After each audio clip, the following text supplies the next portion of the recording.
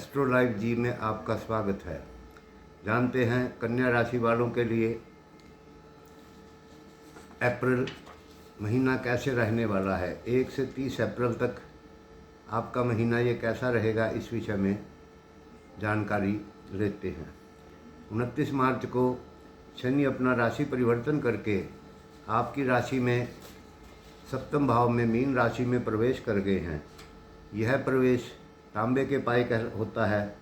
इसके अंदर उन्नति, सफलता, सम्मान मिलता है, लेकिन कुछ कष्ट भी देता है। संतान संबंधी कुछ मानसिक परेशानी आपको 2.5 साल तक हो सकती है। इसके बाद दूसरा जो बड़ा योग बन रहा है वो है मालव्य योग। आपके सप्तम भाव में मालव्य योग बन रहा है, जो कि सभी अनिष्टों का नाश करके शुभ फल प्रदान करता है। यदि आप वकालत करते हैं तो आपको लाभ होगा। अगर आप इलेक्ट्रॉनिक का काम करते हैं तो आपको लाभ होगा। मैजिशियनों को लाभ होगा, अभिनेताओं को लाभ होगा, और जो लोग इंपोर्ट एक्सपोर्ट का काम करते हैं उनको भी लाभ होगा। संभव है कि कुछ आपको परिश्रम अधिक करना पड़े। अगला जो योग बन रहा है बड़ा योग, वो पृथ्वीपति योग है। ये योग आपको निश्चित रूप से कोई ना कोई उच्च पद प्राप्त कराएगा। अगर आप सरकारी कार्य करते हैं उसमें, या आप सामाजिक कार्य करते हैं उसमें, और व्यापार में भी यह वृद्धि करेगा। सूर्य आपके सप्तम भाव में चल रहे हैं। सूर्य की वजह से आपको कुछ धन की चिंता हो सकती है, स्त्री को कोई कष्ट हो सकता है, या कोई विवाद हो सकता है। व्यापार में भी आपको कुछ अड़चनों का सामना करना पड़ सकता है। खर्चे की अधिकता सूर्य ग्रह की वजह से हो सकती है।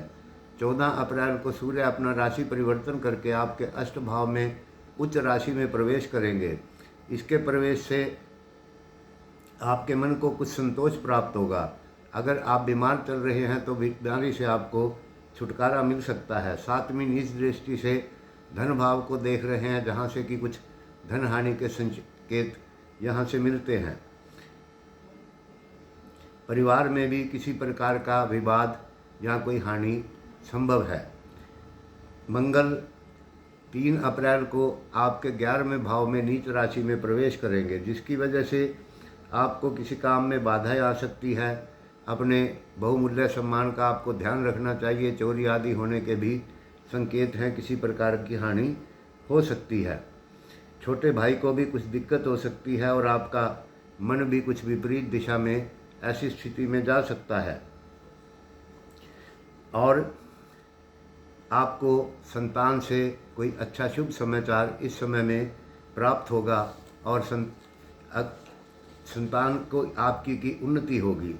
आपके राशि के स्वामी बुध सप्तम भाव में गोचर कर रहे हैं। यहाँ पर वो नीच भंग राजयोग बना रहे हैं। सप्तम भाव में होने से अगर आप शादी का विचार कर रहे हैं तो इस समय में आपको सुलक्षणा पत्नी प्राप्त होगी। किसी विशिष्ट व्यक्ति का आप सम्मान करेंगे, लेकिन कोई ना कोई आपको थोड़ी बहुत सावधानी बरतनी चाहिए। अगर आपकी पत्नी जॉब में है या कोई और कार्य करती है तो निश्चित रूप से उसकी प्रमोशन, उन्नति या किसी भी प्रकार से शुभ फल की आपको प्राप्ति होगी। तो ये है ग्रहों के गोचर की स्थिति। अब जानते हैं मंगल, जो कि आपके एकादश भाव में आ गए हैं, तृतीय भाव के स्वामी हैं, होने की वजह से आपको अच्छा राज सम्मान भी मिलेगा। अतिथि सत्कार भी आप करेंगे, और लेकिन आपको गुस्सा आएगा। यह योग आपको कुछ धैर्य भी देगा, और अनेक ऐसे अवसर प्राप्त होंगे जिसमें कि आपको घूमने फिरने में खूब आनंद आएगा और खूब लाभ अर्जित करेंगे। लेकिन अपनी भाषा पर आपको कंट्रोल रखना होगा। कुछ संतान को कुछ थोड़ी बहुत परेशानी भी हो सकती है, और इस समय में मित्रों से भी आपका डिस्प्यूट हो सकता है। अगर आप शिल्प कला में हैं तो आपको उसमें उन्नति मिलेगी। लेखक, विद्वान, संपादक का काम जो करते हैं उनके लिए भी यह महीना बहुत शुभ होगा। अगर आप वाद विवाद में पड़ेंगे तो उसमें आपको पराजय का सामना करना पड़ेगा। आपके 9वें भाव में बृहस्पति गोचर कर रहे हैं, जो कि श्रेष्ठ व्यक्तियों से आपको मिलाएंगे। राजा के घर आपका आना जाना हो सकता है, और सुख व धन की प्राप्ति होगी, सफलता। गुरु की 5वीं दृष्टि आपके लगन पर पड़ी हुई है, जिसकी वजह से आपको उन्नति सम्मान प्राप्त होगा। तीसरी दृष्टि अष्टम भाव तृतीय भाव पर होने की वजह से आपको यहाँ पर अच्छी सफलताएं और सम्मान ये गुरु दिलाएंगे। आपके अंदर नीतिवान बनेंगे, विचारों की अच्छी होगी और ब्राह्मण देवता गुरुजनों की आप सेवा करेंगे। संतान की भी इस वजह से 9वीं दृष्टि के कारण उन्नति होगी। इस योग में अगर आप विद्यार्थी हैं तो उच्च शिक्षा प्राप्त कर सकते हैं।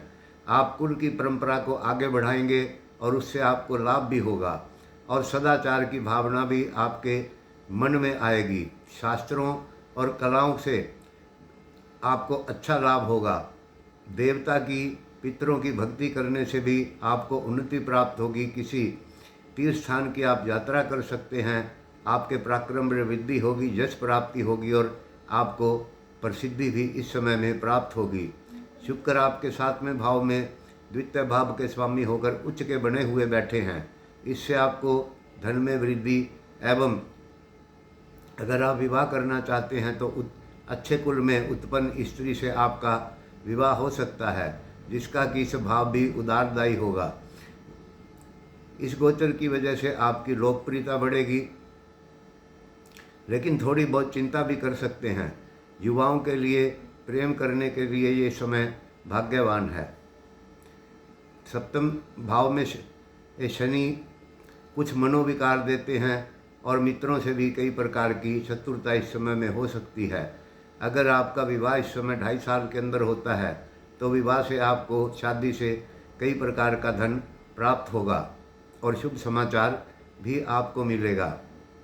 अगर आप ठेकेदारी, कोयला, लोहा, खदानों आदि के काम से जुड़े हैं तो भी आपको लाभ होगा और आपको विदेश के काम, विदेश के माल एजेंट के काम अगर आप करते हैं तो विशेष लाभ की प्राप्ति होगी। लेकिन आपका मन अशांत रहेगा।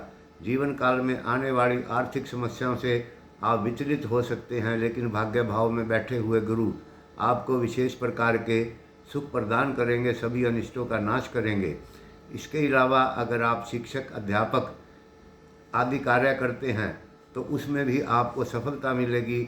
अगर आप इस लाइन में जॉब की तलाश में हैं तो आपको नौकरी प्राप्त होगी। 7म भाव में राहु होने से कुछ धन की हानि कर सकता है और स्त्री को परेशानी कर सकता है, लेकिन अरिष्ट भंग योग होने की वजह से ये समस्याएं आसानी से चली जाएंगी। आपको किसी के अधीन नहीं रहना पड़ेगा। आप स्वतंत्र रहना ही इस समय में पसंद करेंगे और अपने कार्य को बड़ी चतुराई से आप पूर्ण करेंगे।